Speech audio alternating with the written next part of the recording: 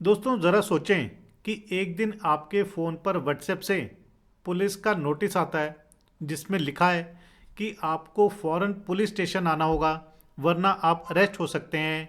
अब ज़रा सोचिए कि क्या ये नोटिस असली है या नकली है। क्या पुलिस व्हाट्सएप या ईमेल से नोटिस भेज सकती है, और अगर नोटिस भेज दिया है तो क्या वो लीगली वैलिड माना जाएगा।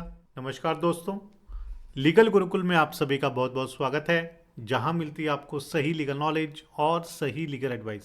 दोस्तों, ऑनरेबल सुप्रीम कोर्ट ने पुलिस की मनमानी को रोकने के लिए एक लैंडमार्क जजमेंट दी है, लेकिन उसे जानने से पहले मैं आपसे एक सवाल पूछना चाहता हूं कि अगर आपको व्हाट्सएप पर, ईमेल पर या इलेक्ट्रॉनिक माध्यम से पुलिस का नोटिस मिले तो आप क्या करेंगे। पहली ऑप्शन ये कि आप इमीडिएटली पुलिस स्टेशन पहुंच जाएंगे। ऑप्शन बी कि आप नोटिस को इग्नोर कर देंगे। या ऑप्शन सी, आप पहले अपने वकील से सलाह लेंगे। दोस्तों, आप कमेंट करके बता सकते हैं कि आप क्या एक्शन लेंगे और क्यों लेंगे, और क्या आपका एक्शन लीगली वैलिड होगा या लीगली फ्रेंडली होगा। दोस्तों, अब हम जानते हैं कि व्हाट्सएप नोटिस लीगली वैलिड है या नहीं है। क्या पुलिस व्हाट्सएप के ज़रिए, ईमेल के ज़रिए या इलेक्ट्रॉनिक बोर्ड से आपको नोटिस भेज सकती है। दोस्तों, वीडियो बहुत ही इंपॉर्टेंट है, इसलिए आपने वीडियो को अंत तक ज़रूर देखना है। यदि आपने अभी तक चैनल को सब्सक्राइब नहीं किया है तो चैनल को सब्सक्राइब कर लीजिए, साथ ही नोटिफिकेशन बेल आइकन दबा दीजिए। इन केस आपकी कोई भी लीगल समस्या है, लीगल प्रॉब्लम है, तो वो आप मुझे भेज सकते हैं। यदि आप अर्जेंटली मुझसे बात करना चाहते हैं, अपने मैटर को डिस्कस करना चाहते हैं, तो आप कॉल मी फॉर एप्लीकेशन का इस्तेमाल कर सकते हैं या ईमेल से मुझसे 1-to-1 सेशन की अपॉइंटमेंट ले सकते हैं। दोस्तों, हम सभी जानते हैं कि पुलिस के पास अरेस्ट करने की पावर है, लेकिन ज़्यादातर केसेस में पुलिस किसी को भी सीधा यानी कि डायरेक्टली अरेस्ट नहीं करती है। गिरफ्तारी केवल उन्हीं केसेस में करती है जहां पर ऑफेंस सीरियस नेचर का है, जैसे कि मर्डर है, सेक्सुअल ऑफेंसेस हैं या डकैती है, इस तरह के ऑफेंसेस। यानी कि कुछ खास परिस्थितियों में ही पुलिस किसी को सीधा गिरफ्तार करती है, और ज़्यादातर केसेस में जहां पर गिरफ्तारी की ज़रूरत नहीं होती तो पुलिस सीआरपीसी की सेक्शन 41A के तहत एक नोटिस जारी कर देती है। इसका मतलब है कि पुलिस डायरेक्ट अरेस्ट करने की बजाय पहले नोटिस देकर बुला सकती है। अगर आप नोटिस के बावजूद नहीं जाते हैं तो पुलिस आपको गिरफ्तार कर सकती है। अब असली सवाल यह है कि क्या ये नोटिस जो पुलिस भेजती है वो व्हाट्सएप पर या ईमेल पर भेजा जा सकता है। दोस्तों, रिसेंटली हरियाणा पुलिस ने एक नया नियम बनाया, और नियम ये था कि उन्होंने व्हाट्सएप पर नोटिस भेजने शुरू कर दिए। लेकिन हरियाणा पुलिस का ये नियम सुप्रीम कोर्ट के रडार पर आ गया। दोस्तों, ये पहली बार नहीं था कि जब व्हाट्सएप नोटिस को लेकर के विवाद हुआ। इससे पहले भी दिल्ली हाई कोर्ट ने इसी मसले पर दो बड़े फैसले, दो बड़े जजमेंट्स दिए थे। दिल्ली हाई कोर्ट की पहली judgment Amandeep Singh versus state सन 2018 में आई थी, और दूसरी जजमेंट राकेश कुमार वर्सेस विजयंत सन 2021 में आई थी। इन दोनों ही केसेस में दिल्ली हाई कोर्ट ने साफ कह दिया था कि व्हाट्सएप या ईमेल से भेजे गए नोटिस लीगल नहीं माने जाएंगे, वैलिड नहीं माने जाएंगे। लेकिन हरियाणा पुलिस ने फिर भी व्हाट्सएप पर नोटिस भेजने की प्रैक्टिस को जारी रखा। दोस्तों, जब हरियाणा पुलिस ने इलेक्ट्रॉनिक मोड से नोटिस भेजने का रूल बनाए तो मामला सुप्रीम कोर्ट पहुंचा और इस पर सवाल उठाया गया। सुप्रीम कोर्ट में केस की सुनवाई हुई, और दोस्तों, इसमें एक ऐसा तगड़ा ट्विस्ट आया जिसे जानकर आप हैरान रह जाएंगे।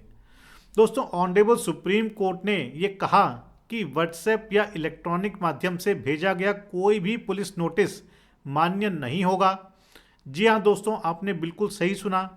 ऐसे नोटिस जो कि ईमेल से, व्हाट्सएप से या इलेक्ट्रॉनिक मोड से भेजे जाएंगे वो अवैध होंगे, इल्लीगल होंगे, और कोर्ट में ऐसे नोटिस को चुनौती दी जा सकती है, ऐसे नोटिस को चैलेंज किया जा सकता है। दोस्तों, यहाँ पर बड़ा सवाल ये भी उठता है कि सुप्रीम कोर्ट ने ऐसा क्यों कहा। इसे जानने के लिए हमें सीआरपीसी या भारतीय नागरिक सुरक्षा संहिता, जिसे हम BNSS भी कहते हैं, उसमें क्या लिखा है ये पढ़ना होगा। दोस्तों सीआरपीसी का सेक्शन 41A ये कहता है कि पुलिस को यदि किसी व्यक्ति को नोटिस भेजना है, बुलाना है, तो कुछ निश्चित तरीके पुलिस को फॉलो करने होंगे।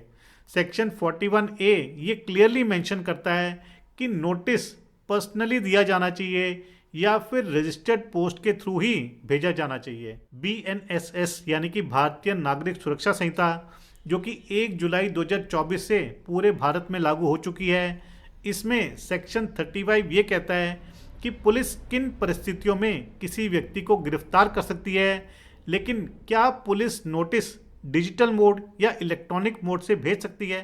दोस्तों हरियाणा के डीजीपी ने रिसेंटली एक आदेश जारी किया कि पुलिस व्हाट्सएप, ईमेल या एसएमएस से भी नोटिस भेज सकती है।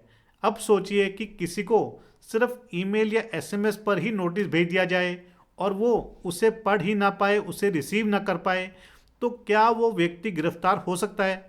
और ऐसे में क्या वो गिरफ्तारी वैलिड होगी?